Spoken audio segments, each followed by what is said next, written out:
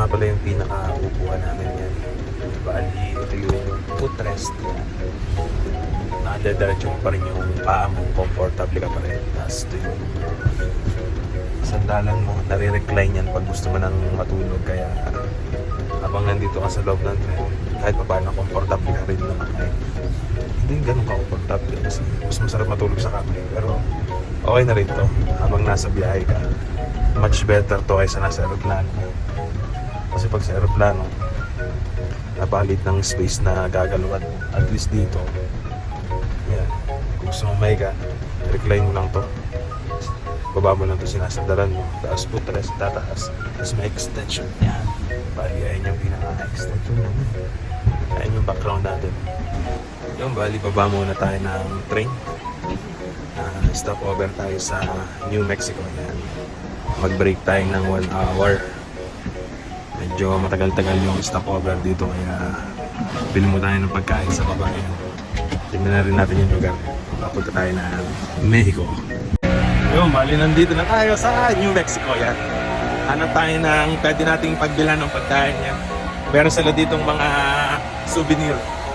Tsaka yung mga blanket, skirt. Yan, para sa mga nilalamig. Yung bali, maghanap tayo ng pagbibilan natin ng pagkain dito sa New Mexico. Ayan, let's go.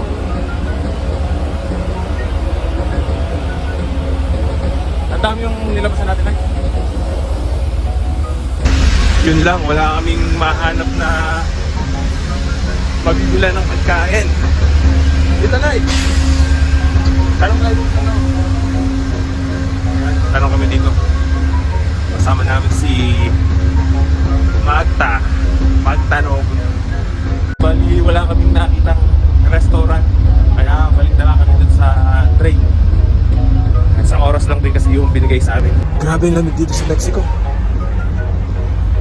Buenos dias, Paquito Diaz. Grabe yung lamig. It's freezing, man. Pero ang ganda ng lugar nila. Ay, wala pang snow dito. Ganun na nakalamig. Ha? Oo nga no? Oo nga naman. Ay, nag-snow pala dito kaya ganun kalamig. Nag-snow pala dito, Nay? Ang galing naman. Go on. Nay! Yun! El Girgirsiada. Yan. Balik na uli kami sa loob ng train kasi wala rin naman mabibiling pagkain. Yun. Bakit na uli kami dito sa loob ng train. Wala nang restaurant. Hindi makakalayo kasi isang oras lang yung binigay sa amin para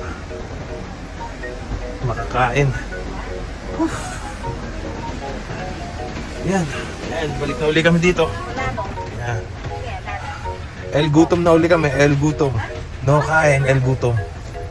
Yun, bali, dito na lang kami try bumili kung anong mabibili namin sa loob ng train niya. Ito pala yung canteen. Maganda naman yung lugar. Actually, pwede kang kumain dito sa canteen nila. May food court, small food court. Actually, maganda yung lugar nila sa loob ng train. Actually. Malawak yung food court nila. Pwede kang kumain, order. Tingnan natin kung anong mabibili natin na pagkain. Yan. Balik na lang uli kami mamaya. Nakabreak pa din sila. Kaya hindi ka rin makaka-order ng pagkain. Kapoy!